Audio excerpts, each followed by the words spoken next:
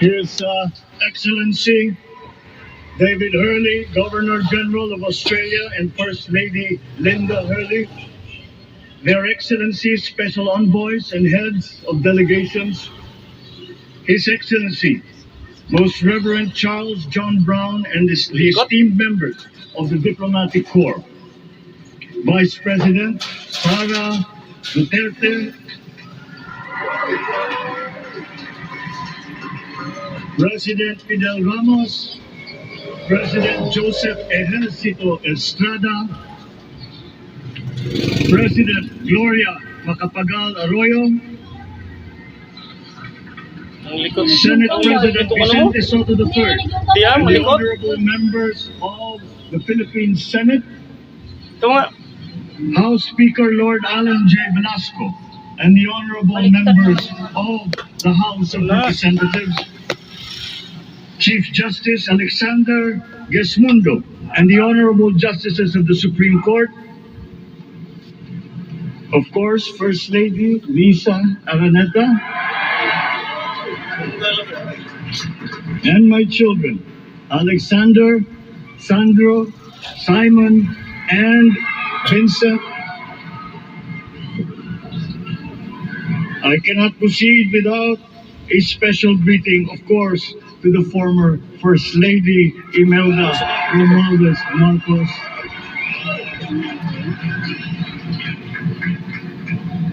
other distinguished guests, ladies and gentlemen, my friends, ang aking minamahal na mga kababayan, magandang tanghali po sa inyong lahat. This is a historic moment for us all. I feel it deep within me. You, the people, have spoken, and it is resounding. When my call for unity started to resonate with you, it did so because it echoed your yearnings, mirrored your sentiments, and expressed your hopes for family, for country, and for a better future.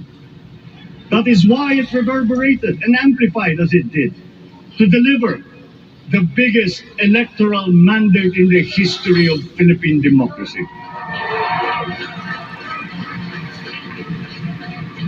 By your vote, you rejected the politics of division. I offended none of my rivals in this campaign. I listened instead to what they were saying, and I saw little incompatibility with my own ideas about jobs, fair wages, personal safety, and national strength, and ending want in a land of plenty. I believe that if we but focus on the work at hand and the work that will come to hand, we will go very far under my watch. You believe that too. At pinakinggan ko ang tinig ninyo na ang sinisigaw ay pagkakaisa, pagkakaisa, pagkakaisa. We will go farther together than against each other, pushing forward, not pulling each other back, out of fear, out of a misplaced sense of weakness. But we are the furthest from weak. The Filipino diaspora flourishes even in the most inhospitable times, where they are valued for their quality. The changes we seek will benefit all and will shortchange no one. I was not the instrument of change. You were that.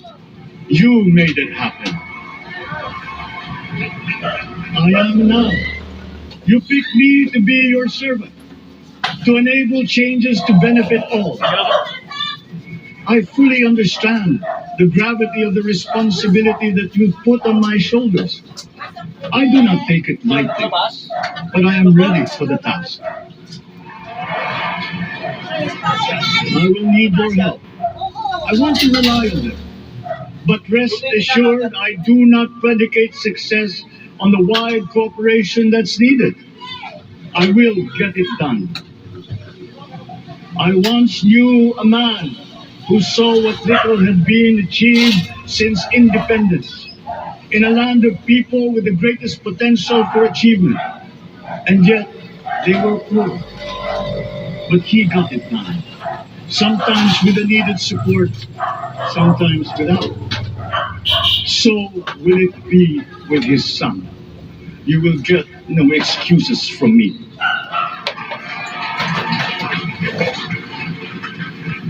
I am here not to talk about the past. I am here to tell you about our future.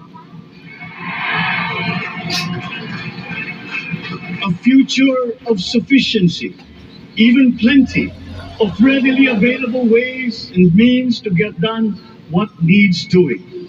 By you, by me. We do not look back, but ahead. Up the road that we must take to a place better than the one we lost in the pandemic. Gains made and lost, opportunities missed, well-laid plans superseded by the pandemic. Indeed, ours was the fastest growing economy in ASEAN by ways now outdated. We shall be again by radical change in the way the world must now work to recover what we have lost in that fire and move on from there. We face prospects of the spread of the war abroad, of which we are totally blameless. We seek friendship with all. But our countries like ours will bear the brunt of it. And if the great powers draw the wrong lessons from the ongoing tragedy in Ukraine, the same dark prospect of conflict will spread to our part of the world. Yet, there is more out there. Like going forward by new ways of doing that the pandemic forces to adopt. A stronger resilience, quicker adaptability. They are our best prevention. They are our best protection. Quiet reflection in a rough and tumble campaign of a breadth and intensity never experienced revealed some of them, such as a willingness to listen despite the noise, the hesitation to quarrel over differences, and to never, ever give up hope of reconciliation. These gave me the peace to ponder deeper. There are hints of a road not taken that could get us out of here quicker, to something better, something less fragile. There is also what you, the people, did to cope. But this time empowered by new techniques and more resources.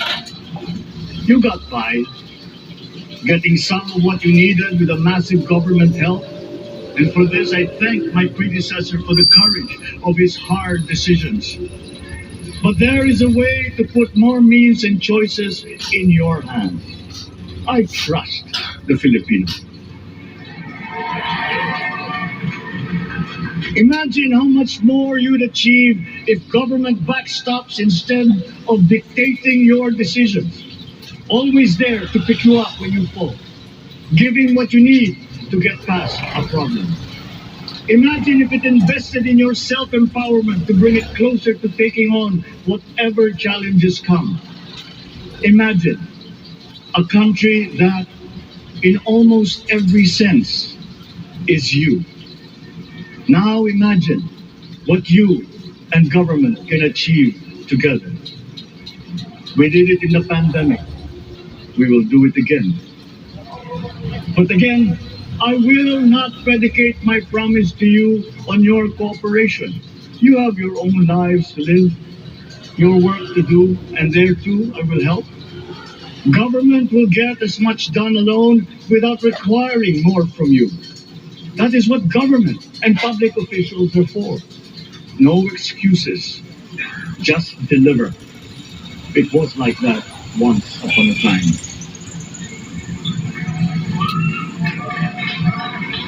I did not talk much in this campaign.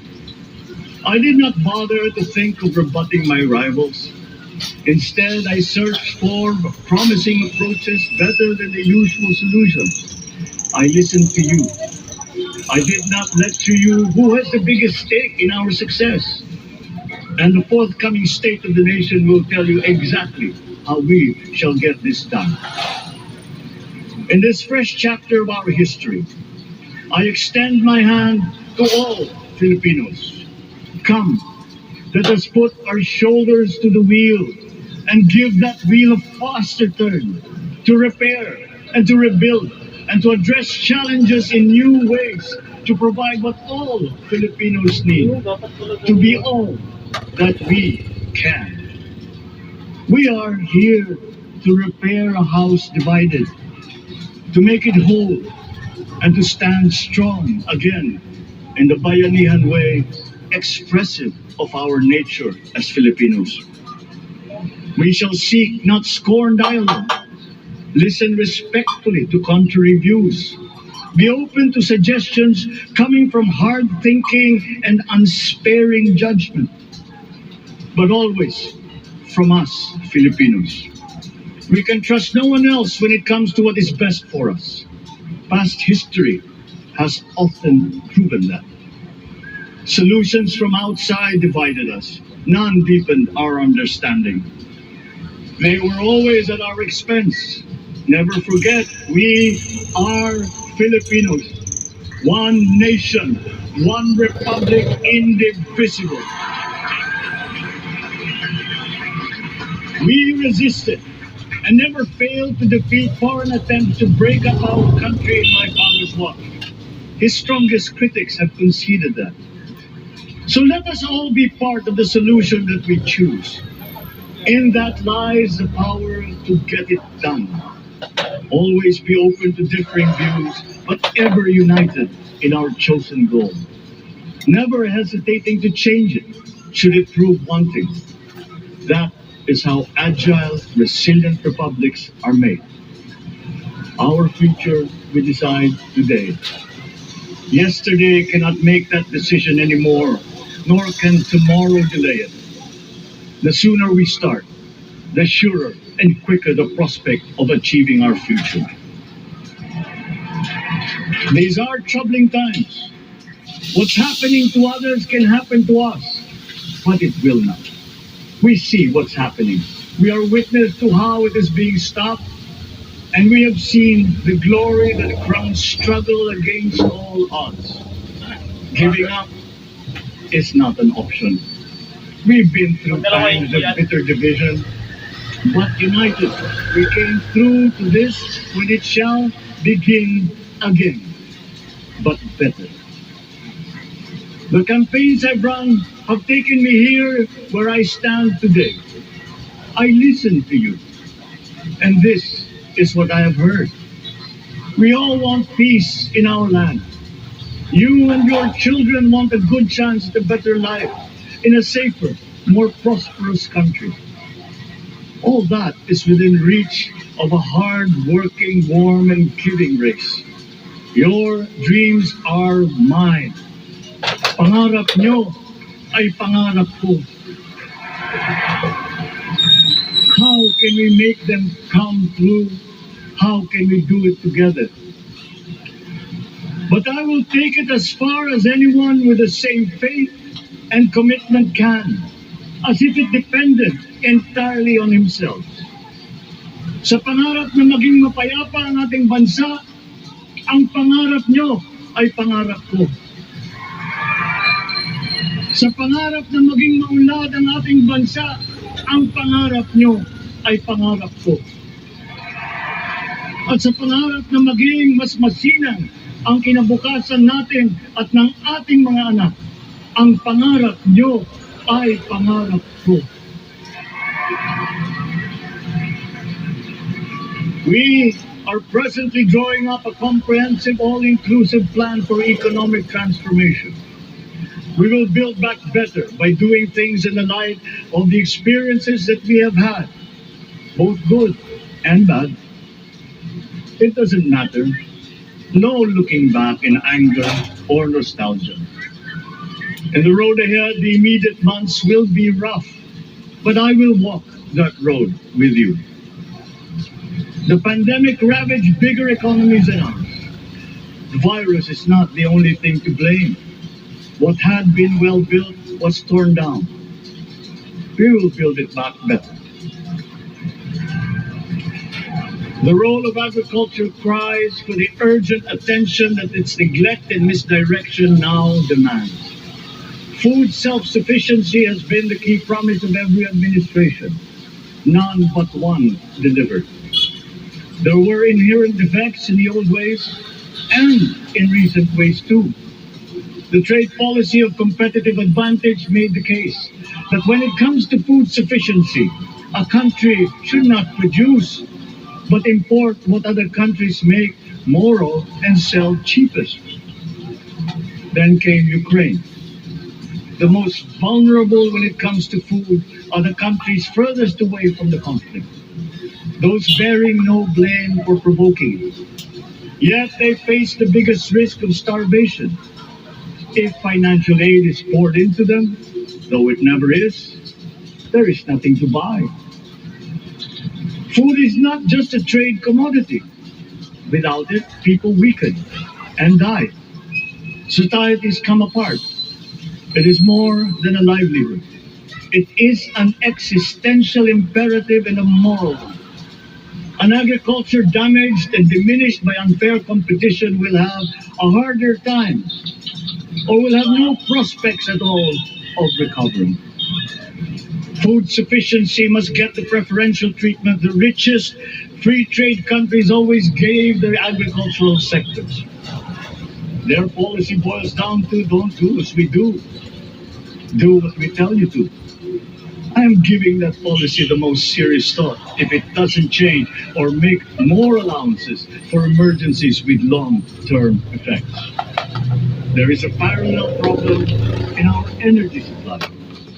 Sufficient fossil fuel-free technology for whole economies has yet to be invented. And it is not seriously tried by rich countries. Again, consider the response of the richest countries to the war in Ukraine. But surely, a free world awash with oil can assure supplies. Or we will find a way. We are not far from oil and gas reserves that have already been developed. What we teach in our schools, the materials used must be rethought. I am not talking about history. I'm talking about the basics, the sciences, sharpening theoretical aptitude and imparting vocational skills, such as in the German example, alongside the national language, with equal emphasis and facility in a global language, which we have and lost. Let us give OFWs all the advantages we can for them to survive and to thrive. Our teachers from elementary up are heroes fighting ignorance with poor paper weapons. We are condemning the future of our race to menial occupations abroad. Then they are exploited by traffickers. Once we had an education system that prepared coming generations for more and better jobs. There is hope for a comeback. Vice President and soon-to-be Secretary of Education, Sara Duterte Carpio, will fit that mission to a T. We won't be caught unprepared, under-equipped, and understaffed to fight the next pandemic. To start with, we never got over the pandemic of poor, if any, free public health. The last major upgrade of a public health system, exemplified by the resources poured into PGH, predates the current shambles by 3 generations. Our nurses are the best in the world. They acquitted themselves with the highest distinction abroad, having suffered even the highest casualties. With the same exemplary dedication at home, they just got by. They are out there because we cannot pay them for the same risk and workload that we have back here. There will be changes starting tomorrow. I am confident because I have an OPLE in my cabinet. There were shortcomings in the COVID response. We will fix them. Out in the open. No more secrets in public health. Remember, I speak from experience. I was among the first to get COVID. It was not a walk in the park. My father built more and better roads, produced more rice than all administrations before his.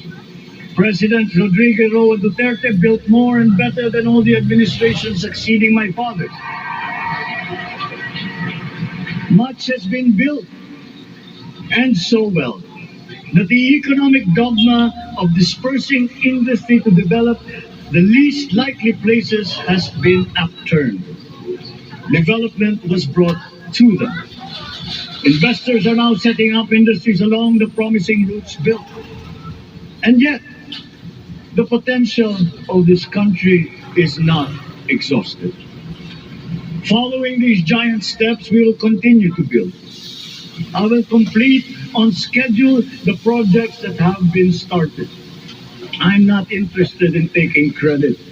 I want to build on success that's already happening.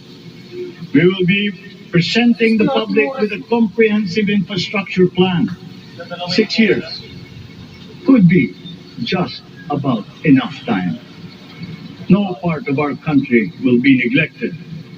Progress will be made wherever there are Filipinos, so no investment is wasted.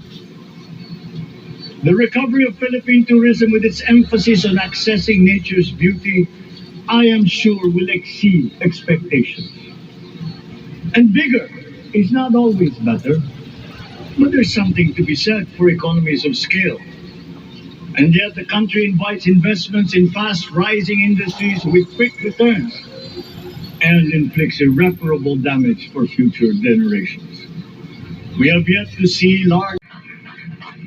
The rich world talks a great deal but does a lot less about it than those with much less, but who suffer more death and destruction from climate change and lack of adaptation. We will look to our partners and friends to help the Philippines, who, despite having a very small carbon footprint, is at the highest risk. First, spare victims, then help them recover, and move on to lessen the harmful impact of climate change. We too have our part to play. We are the third biggest plastics polluter in the world, but we won't shirk from that responsibility. We will clean up. You will not be disappointed, so do not be afraid. With every difficult decision that I must make, I will keep foremost in my heart and in my mind the depth of gratitude I owe you for the honor and responsibility that you have conferred on me. Whatever is in a person to make changes for the better of others, I lay before you now in my commitment. I will try to spare you. You have your other responsibilities to carry. But I will not spare myself from shedding the last bead of sweat or giving the last ounce of courage and sacrifice. And if you ask me why I am so confident of the future, I will answer you simply that I have 110 million reasons to start with. Such is my faith in the Filipino.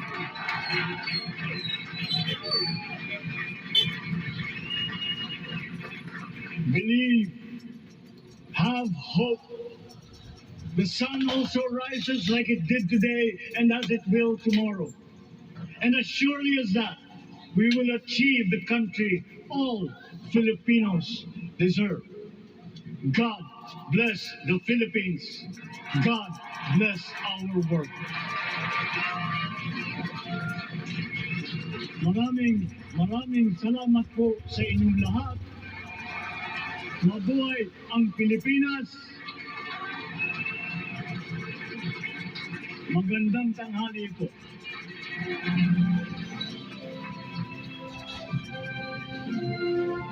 Excellencies, ladies and gentlemen, the President of the Republic of the Philippines, President Ferdinand Romualdez Marcos Jr.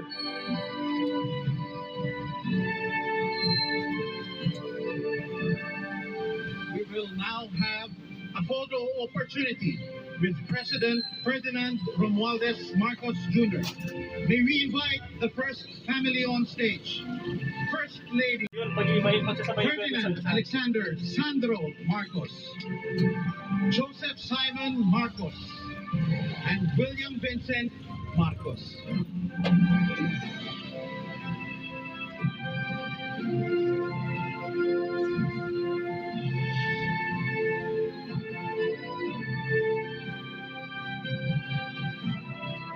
May we now request Vice President Sara Duterte to join the first family.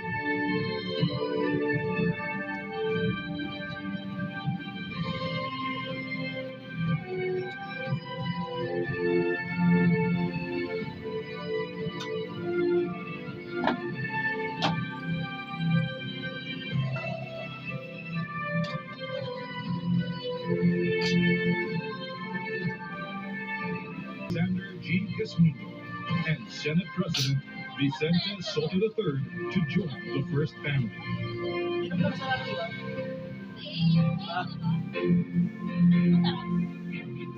Ano lang, iba-iba ng pag-asa natin eh. Mga tanong mo, ang hirap isipin din eh.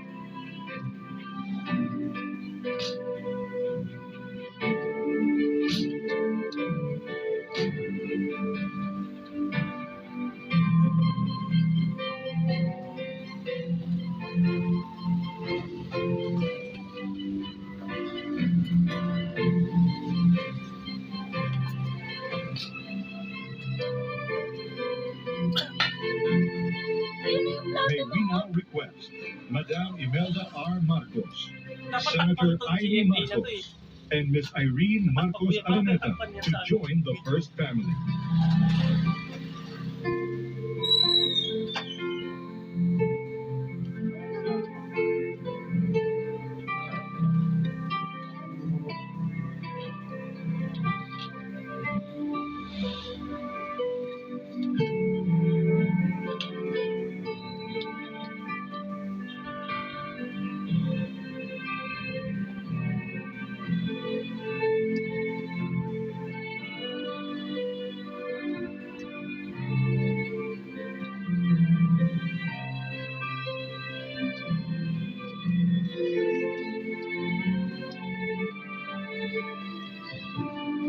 Tawa ng tawa mo siya.